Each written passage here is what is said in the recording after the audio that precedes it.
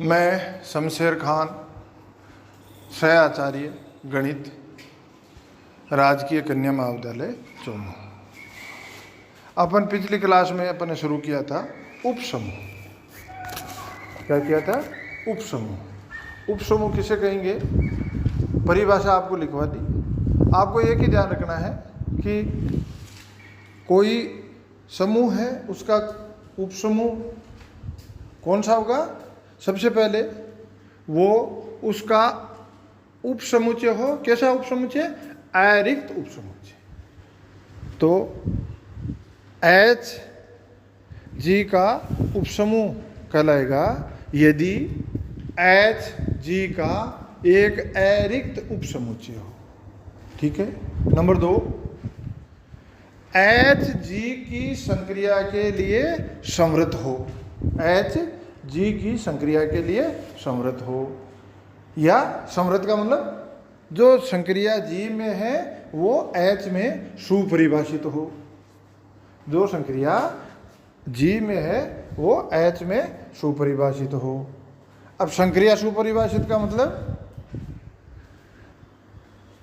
उस समूह, कोई संक्रिया किसी समुच्चय पर सुपरिभाषित हो, इसका मतलब क्या है? उस समुच्चय में कोई दो के कोई से भी दो अवयव लेके दी हुई संक्रिया उन अवयवों के मध्य लगाएं तो तीसरा जो मान उनका आता है वो भी उसी समुच्चय का अवयव होना चाहिए। जो मैंने पीछे भी आपको समझाया, पर एक बार रिवाइज कर देता हूँ। तो संक्रिया सुपरिभाषित हो या वो समुच्चय जी की संक्रिया के लिए, समुच्चय एच जी की संक्रिया के लिए समृद्ध हो। साथ में एच जी की संक्रिया के लिए स्वयं भी एक ग्रुप हो। इसका मतलब क्या हो गया कि जो एच है वो जो संक्रिया दे रखी है किसमें? जी में, उसके लिए क्या हो? स्वयं भी एक ग्रुप हो। अब स्वयं ग्रुप होने का मतलब क्या है? जो संक्रिया जी की संक्रिया एच के साथ लें तो ये संक्रिया एच में साचारी हो, G1। G2 संक्रिया का तत्समक एच में विद्यमान हो। G3 एच के प्रत्येक अवयव का प्रतिलोम, एच के प्रत्येक अवयव का प्रतिलोम दी हुई संक्रिया के संगत एच में, मतलब एच के प्रत्येक अवयव का दी हुई संक्रिया के संगत प्रतिलोम अवयव एच में विद्यमान हो। ये सारी चीज़ें क्या है? बार बार अपने हर थ्योरम में काम में आती रहती है, इसलिए मैंने इनको एक बार रिवाइज करा दिया। अब अपन चलते हैं इसकी उपसमूह की मूल थ्योरम, अपन इसको कह सकते हैं। क्यों कह सकते हैं? क्योंकि पहले तो इस थ्योरम को प्रूव करेंगे अपन, उसके बाद इस थ्योरम का, इस प्रमेय का उपयोग करते हुए बाकी सब थ्योरमों में, सारे बाकी सब प्रमेय में इसका सीधा उपयोग करेंगे। उनको प्रूव करने के लिए सीधा इसका उपयोग करेंगे। प्रमेय क्या है? किसी समूह जी का एक अरिक्त उपसमुच्चय एच एक उपसमूह होगा यदि और केवल यदि किसी समूह जी का एक अरिक्त उपसमुच्चय एच एक उपसमूह होगा यदि और केवल यदि A belongs to H, B belongs to H, then AB inverse belongs to H। यदि और केवल यदि, इसका मतलब है पहले अपन H को G का उपसमूह ले लें और दी हुई शर्त को सत्य साबित कर दें, सत्य सिद्ध कर दें कि भाई दी हुई शर्त को ये संतुष्ट करता है। फिर विलोमतः ये मान लें कि ये दी हुई शर्त सत्य है और H को उपसमूह प्रूव कर दें। तो सबसे पहले अपन मान लेते हैं, सर्वप्रथम माना H समूह G का एक उपसमूह है तथा A, B belongs to H के दो अवयव ले लिए। तो उपसमूह ले लिया तो सिद्ध क्या करना है? A, B belongs to H, A, B belongs to H, then AB inverse belongs to H, ये सिद्ध करना है। चूंकि H स्वयं एक समूह है अतः B बिलोंग्स टू H और एच बी का अवयव है और एच ग्रुप है तो इसमें इसका प्रतिलोम भी होगा। इसका मतलब B inverse belongs to H होगा।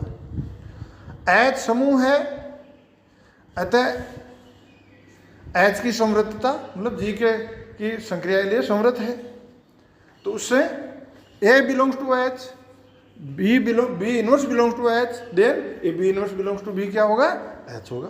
तो ये पहला पार्ट इसका सिद्ध हो गया, विलोमतः। माना समूह जी का एक अरिक्त उपसमुच्चय है, माना एच समूह जी का एक अरिक्त उपसमुच्चय है तथा एच में दिया हुआ प्रतिबंध संतुष्ट होता है, अर्थात A belongs to H, B belongs to H, then A B inverse belongs to H. अब सिद्ध क्या करना है, सिद्ध करना है कि एच उपसमूह है। सिद्ध क्या करना है, एच उपसमूह है। अब एच उपसमूह है तो एच क्या होना चाहिए, अरिक्त होना चाहिए। एच जी का उपसमुच्चय होना चाहिए। एच संक्रिया के लिए समृद्ध होना चाहिए। एच में जी की संक्रिया साचारी होनी चाहिए। एच में जी की संक्रिया का तत्समक विद्यमान होना चाहिए। एच के प्रत्येक अवयव का संक्रिया के संगत प्रतिलोम एच में विद्यमान होना चाहिए। तो इसको अपन इस प्रकार लिखते हैं, क्योंकि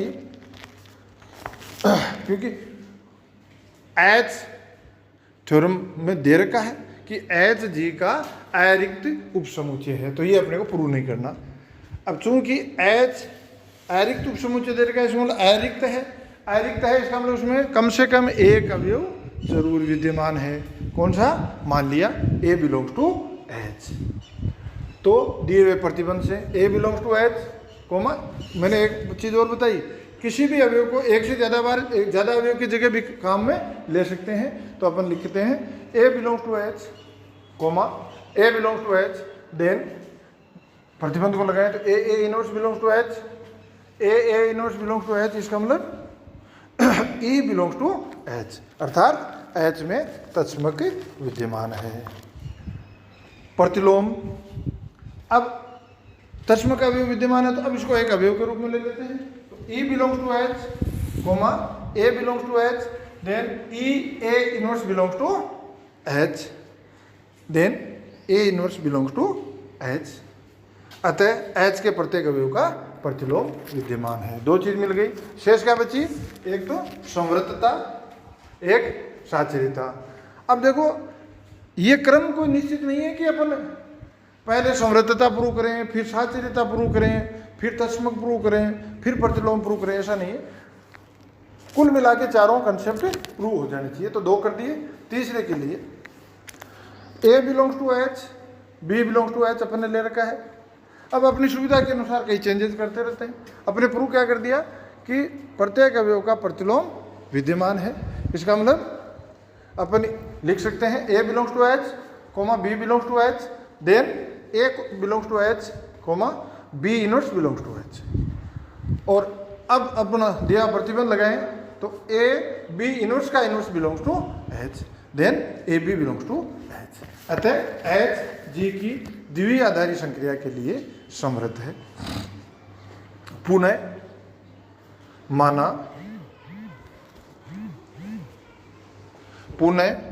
माना A B C belongs to H, तो A B C belongs to G. अगर एच का अवयव है तो वो जी का अवयव भी होगा, और चूंकि जी ग्रुप है तो उसमें साचर्यता लागू होती है। इसका मतलब ए कोष्टक में B C is equal to A B कोष्टक के बाहर सी। इसका मतलब क्या हो गया, A B C belongs to H, then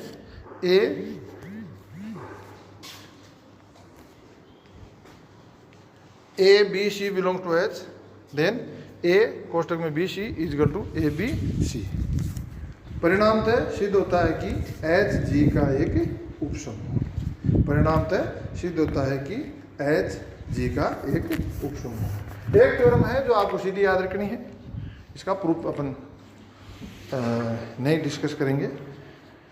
प्रमेय क्या है, किसी समूह जी का एक सम्मिश्र एच उपसमूह होता है यदि और केवल यदि H H inverse equal to H H inverse equal to H. अब एक थ्योरम अपन और प्रूव करते हैं, डिस्कस करते हैं। किसी समूह जी में दो उपसमूहों का सर्वनिष्ठ जी का एक उपसमूह होता है। किसी समूह जी में दो उपसमूहों का सर्वनिष्ठ एक उपसमूह होता है। तो सबसे पहले तो अपन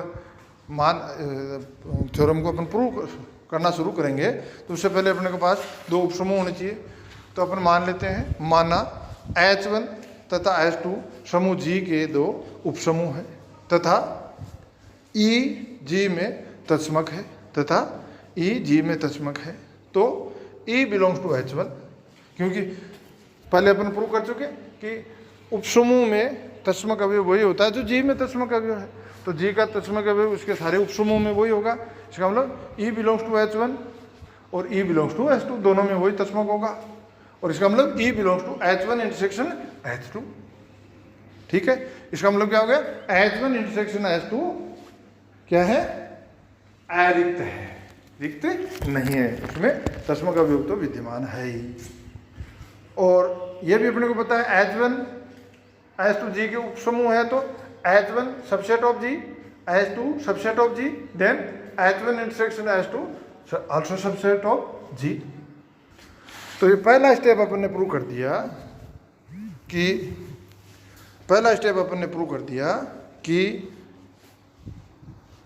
H1 इंटरसेक्शन H2 जी का एक अरिक्त उपसमुच्चय है, एक अरिक्त उपसमुच्चय है। उसके बाद अपन ने जो पहले अभी थ्योरम जो प्रूव करी थी अपन ने, उसी थ्योरम को बेस बनाते हुए अपन इसका बाकी प्रूव कर देंगे। तो यदि अपन पिछली जो थ्योरम मतलब किसी एच जी का उपसमूह कब होगा, जब A belongs to H, B belongs to H, then A B inverse belongs to H. तो अब क्या है, A comma B belongs to H1 intersection H2 ले लेते हैं और प्रूव क्या करेंगे, A B inverse belongs to H1 intersection H2। तो माना A comma B belongs to H1 intersection H2, then A belongs to A comma B belongs to H1 तथा A comma B belongs to H2। अब चूंकि H1 तथा H2 जी के उपसमूह है, तो ये पिछली जो थ्योरम थी उसके अनुसार A B inverse belongs to H1 होगा तथा A B inverse belongs to H2 होगा। ये दोनों हो गए। इससे क्या मिलेगा, A B inverse belongs to H1 intersection H2, then A B inverse belongs to H1 intersection H2, then H1 intersection H2 क्या है, जी का एक उपसमूह होगा।